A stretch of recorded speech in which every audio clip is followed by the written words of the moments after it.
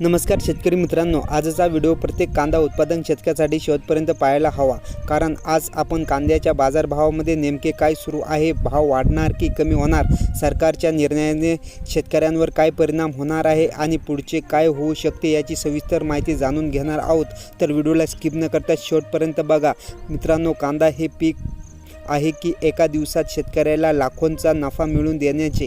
तर आजची परिस्थिती सध्या महाराष्ट्रात विविध बाजार समित्यांमध्ये कांद्याला दरामध्ये मोठी तफावत दिसून येत आहे।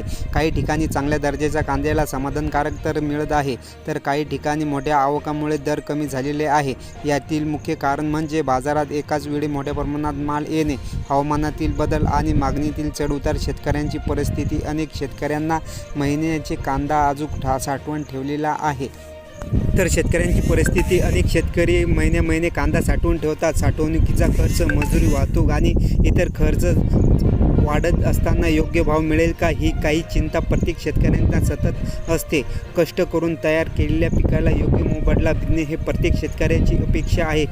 सरकारचा निर्णय, केंद्र सरकारने बंपर स्टॉप कांदा खरेदीच्या दरात मोठी वाढ केलेली आहे। या निर्णयामुळे काही प्रमाणात शेतकऱ्यांचा आधार मिळालेला आहे, अपेक्षित व्यक्त केली जात आहे। तरीही प्रत्यक्ष बाजारात ही परिस्थिती मागणी, आवक आणि गुणवत्तेनुसार बदलत राहते। पुढील काळात काय?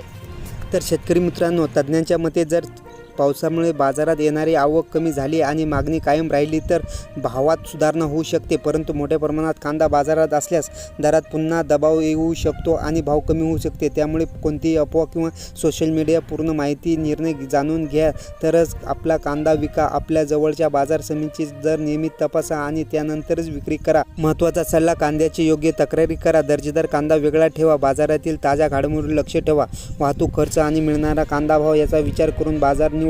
शक्य असल्यास अधिकृत बाजारपेठेची खात्री करून माल विक्री साठवा। शेतकरी मित्रांनो, मेहनतीला योग्य मोबदला मिळवा हाच प्रत्येकाची इच्छा असते। बाजारातील परिस्थिती बदल असते, त्यामुळे संयम आणि योग्य माहिती हेच यशाचे सर्वात मोठे साधन आहे। तुमच्या परिसरातील कांद्याचा बाजार किती आहे हे कमेंटमध्ये नक्की लिहा, त्यामुळे शेतकऱ्यांना मित्रांना त्यांचा फायदा होईल। व्हिडिओ आवडला असेल तर व्हिडिओला लाईक आणि चॅनलला सबस्क्राईब करायला विसरू नका। धन्यवाद।